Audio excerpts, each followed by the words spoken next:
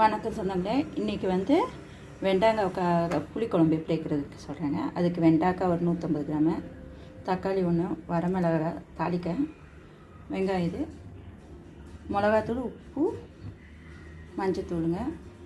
இப்போ இந்த சைடில் வடை சட்டி காய வச்சுருக்குறாங்க. இதில் வந்து வணக்கணும், வெண்டைக்காய் நல்லா வணக்கணும். இந்த பக்கம் இப்போ புளி தண்ணி கரைச்சி வச்சுருக்கிறேன். ஒரு எலுமிச்சை அளவு சைஸுக்கு எலுமிச்சை அளவுக்கு புளி எடுத்து அதை கரைச்சி எடுத்து வச்சுக்கப்போ, இந்த பக்கம் வந்து உப்பு, மஞ்சத்தூள், மிளகாத்தூள் போட்டு கொதிக்க வைக்கணும். இந்த பக்கம் கொதிக்க வைக்கணும். இந்த பக்கம் வந்து இப்போ ஃபஸ்ட்டு வெண்டைக்காய் போட்டு நல்லா வணங்கினாட்டி அதுக்கப்புறம் வெங்காயம்லாம் போடணுங்க. இந்த பாருங்கள், ஒரு வளவளப்பு வெண்டைக்காயில் வளர்ந்து வளவளப்பு கொஞ்சம் கூட இல்லை, அதே இல்லாத அளவுக்கு வச்சு இந்த பக்கம் வந்து அந்த இது புளி தண்ணி கொதிச்சிச்சு. இப்போ இதை எடுத்து அதில் கொட்டி ஒரு 3 விசில் கொடுக்கணுங்க. இந்த பாருங்கள், குக்கர்லேருந்து எடுத்து ஊற்றிருக்கேன். ஒரு கொதி விட்டுட்டு குக்கரில் 3 சவுண்ட் விட்டுருக்கேங்க.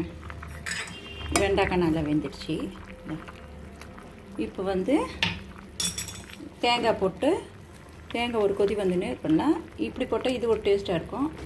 ஆட்டி ஊற்றினீங்க குழம்பு கொஞ்சம் டேஸ்ட்டாக ஆகும். அவ்வளோதான் ஃப்ரெண்ட்.